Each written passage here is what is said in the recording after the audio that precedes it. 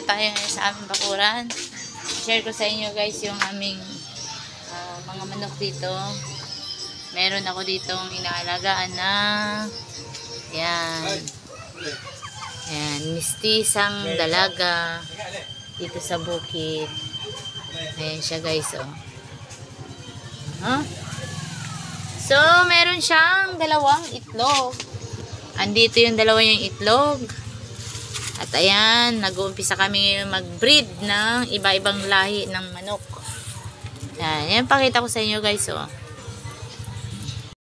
Yung dalawang itlog niya. Bali, nang itlog na siya ng 15. Yung 12, pinasok ko sa incubator.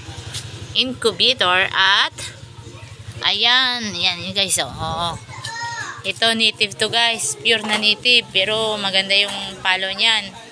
Kapag sinabak namin sa ano yan, sa laro. Ayan. Yan, batang-bata pa yan. Siguro mga 4 months, 5 months pa lang siya. Ayan. Maganda na yung katawan niya.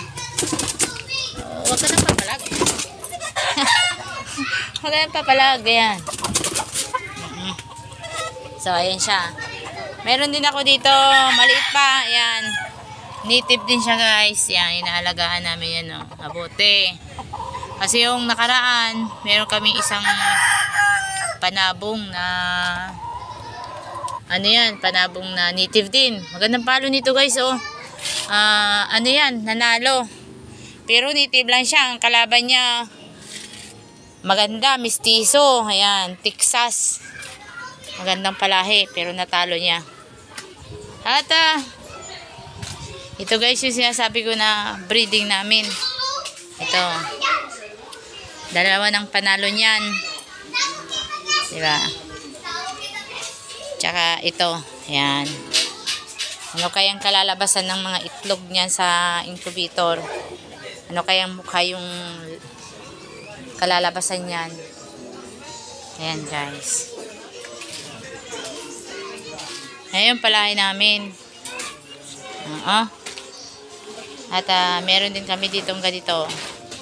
Roster, ganito yung mukha. Naka isang panalo na to. Ayan guys, so naka isang panalo na yan. Ayan.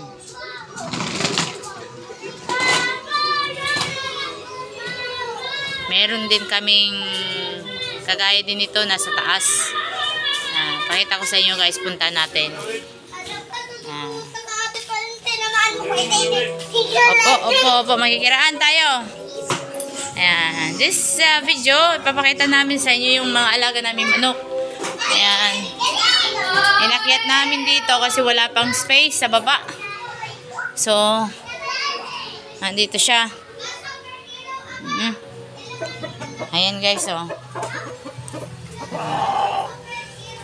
Wala pa to, hindi pa to, bergong-bergo pa to guys, hindi pa to nakapin. Ayan. Hopefully, once of this day, makabili tayo ng magagandang palahing inahin para yan, para makapagpalahi tayo ng marami. Ayan, disclaimer lang guys. Ang sabi ng mga matatanda dito, kasi first time din lang kami, yung palang walang crown, walang sa taas, yung tinanggalan na ng crown, yung sa ulo, palo yung tawagin dito, na pala yun guys, hindi na siya makapag yan ng similya niya sa babae. Kumbaga nababaog kung sa tao kapag wala nang ganon yung palong. Kaya ito guys, hindi na to pwedeng gawing palahian. Ayan.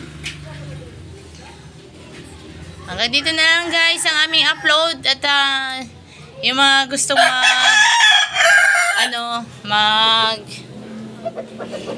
subscribe, ayan, please subscribe our YouTube para sa aming mga susunod na upload. At paki-bell na rin ang ating notification bell para sa mga susunod ng aming video. Thank you guys for watching.